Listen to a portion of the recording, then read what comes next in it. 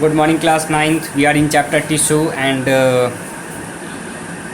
right now we are talk about animal tissue. So I am going to teach you all these types of animal tissue.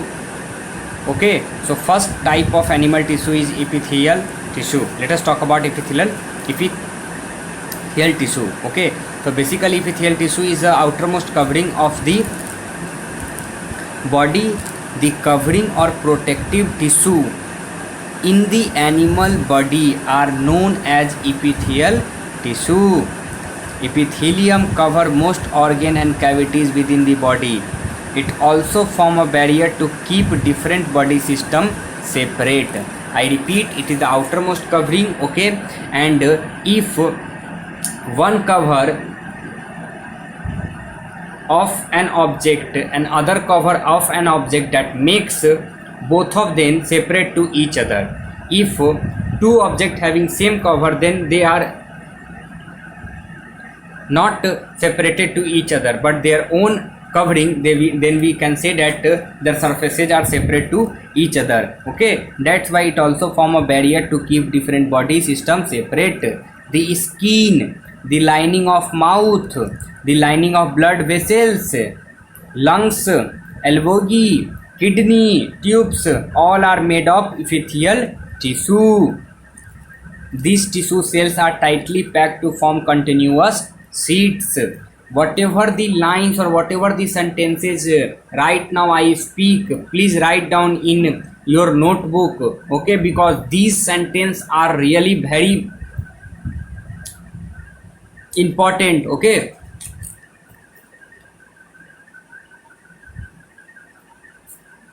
anything entering or leaving the body must cross at least one layer of epithelium. In the exchange of material between the body of the external environment to internal environment, it play an important role. Okay, all the epithelium is usually separated from their underlying tissue by the extracellular fibers basement membranes. Different epithelia show different structure that correlate with their own unique functions. For example, in cells lining blood vessels or lung alveoli, where transportations of substances occur through a selectively permeable surface, there is a simple flat of epithelium which is known as simple squamous epithelium. You can see this simple squamous epithelium. This is simple squamous epithelium. Okay, squama means scale of skin. Simple squamous epithelial tissue are extremely thin and flat, very thin and flat. See, very thin and flat. The esophagus and the lining of the mouth are also covered with squamous epithelium. The skin which protect the body is also made of squamous epithelium. Skin epithelial cells are arranged in many layers prevented wear and tear. Since they are arranged in a pattern of layer, and epithelium is called stratified squamous epithelium. So those type of epithelium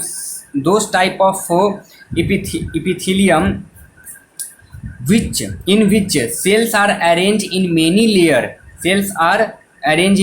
layer to prevent wear and tears. Okay, and they are arranged in a pattern of layers, they are said to be stratified squamous epithelium. So this is stratified squamous epithelium. Okay, where absorption and the secretion occur as the inner lining of the intestine, tall epithelial tissue are present. The columnar meaning pillar like.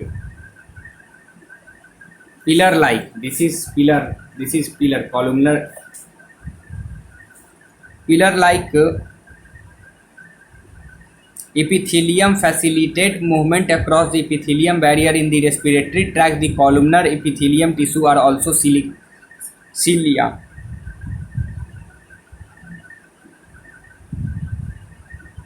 which are hair-like projection on the outer surface of epithelial tissue, and the cilia can move, and this movement as pushes to mucus and forwarded to clear, and this type of epithelium is called columnar epithelium. So this is all about columnar epithelium, okay, tissue.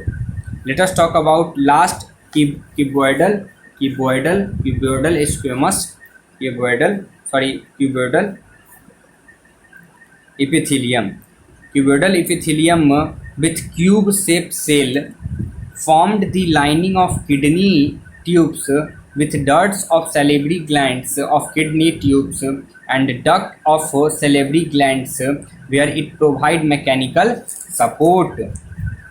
Epithelial cell often acquires additional specialization as gland cell secrete substance at the epithelium surface. Sometimes a portion of the epithelium tissue fold inward and multicellular gland formed, and these are said to be glandular epithelium. So what the concern of this topic, please write a short note about epithelium tissue, then after each and every part of epithelium tissue let us talk about connective tissue. Blood is a type of connective tissue.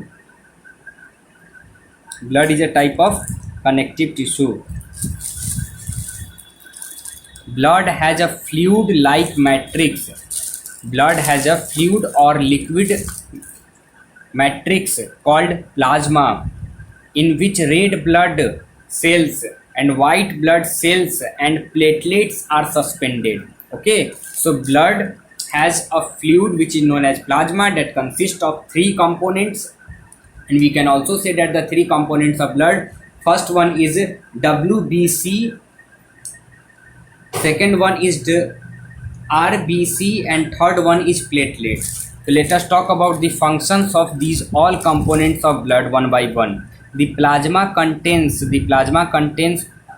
proteins, salt, hormones.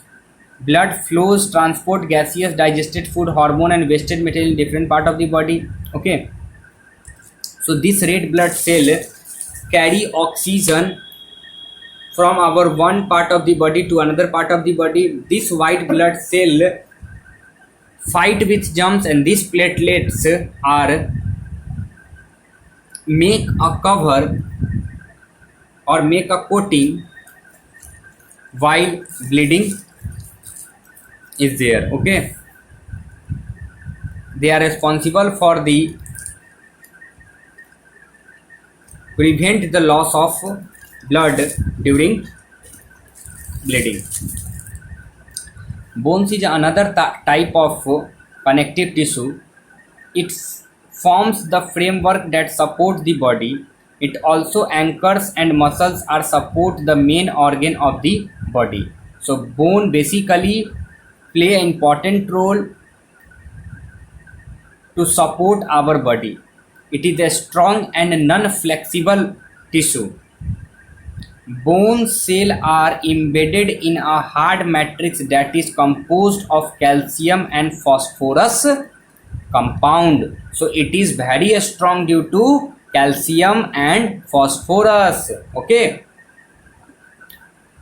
two bones are connected to each other by another type of connective tissue which is known as ligament. So ligament is a type of connective tissue who connect two different type of, or two bones, not different, two bones are connected to each other with a connective tissue which is known as ligament.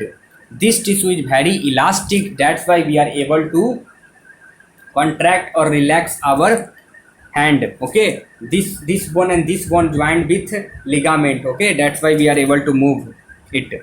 Ligaments contain very little matrix and connect bones with the bones. Okay, tendons connect muscles to the bones and another type of connective tissue. Tendons are fibrous tissue with the great strength with the limited flexibility. Okay, in next lecture we talk about more connective tissue.